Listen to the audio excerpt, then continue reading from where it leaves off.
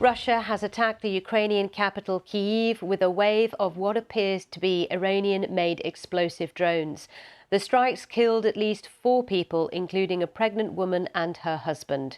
Iran denied supplying the drones to Russia. Azadeh Mashiri has more. Kyiv under assault once again. Russia has acquired weapons that are having a devastating impact. On Monday, Ukrainians in the regions of Kyiv, Dnipro and Sumy saw firsthand what they can do. The barrage of attacks also hit critical infrastructure, like this sunflower oil terminal in Mykolaiv, causing storage tanks to go up in flames. The terminal is Ukraine's largest sunflower oil facility. Right now, there is a new Russian drone attack. The world can and must stop this terror. When we talk about Ukraine's need for air and missile defense systems, we talk about real lives taken by terrorists. This one apartment building was torn in half, with some surviving, but others killed in the onslaught of explosions. All this wreckage is because of these metal triangles, which form what appear to be Iranian-made kamikaze drones.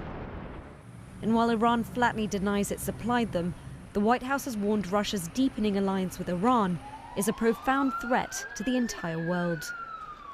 Iran continues to lie about this.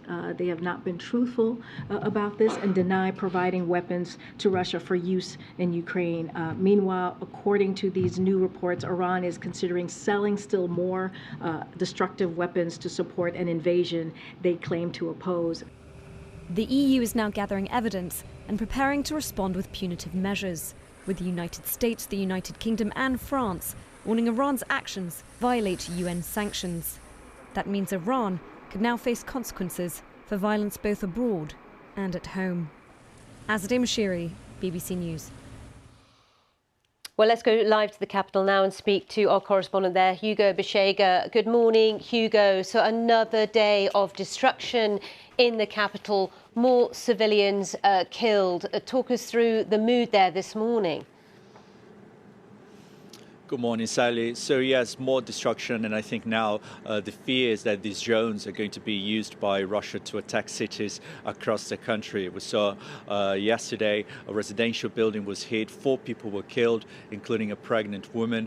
Her black and white picture has been widely shared on social media here, so she's become one of the faces of the tragedy here yesterday. And I think what we're hearing from the Ukrainians is that they're calling for sanctions to be imposed on Iran because of the delivery of these so-called kamikaze attack drones to the Russians. And I think we had a statement from the US State Department yesterday saying that Iran's supply of those drones to Russia violates UN sanctions that ban Iranian transfers of certain military technologies. The Ukrainians are saying that hundreds of these drones have been provided by Iran to Russia. We saw the destruction they can cause. And yesterday night, there were reports that more drones were flying here over the region of Kyiv. There were no reports of locations of targets being hit. But again, it shows how tense the situation is with the use by Russia of these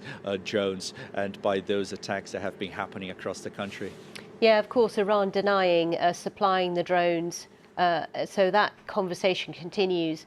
But in terms of President Zelensky, again, he's using this as an opportunity to call for more arms and more supplies from allies in the West.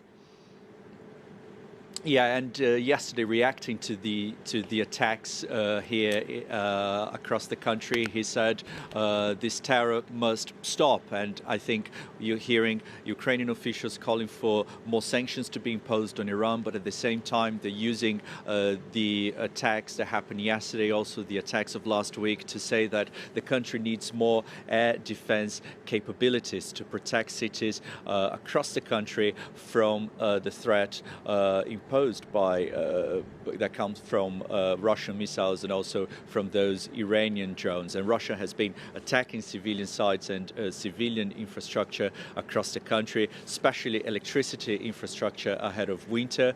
And the Ukrainians are saying that this is part of the strategy to inflict pain on civilians, even in places like Kyiv, Lviv, cities away from the front line. So I think this is the message that has been coming out from Ukrainian officials. They want more help to protect cities from the threat that is coming from the sky. Okay, again, thank you. Hugo Beshega in Kyiv for us.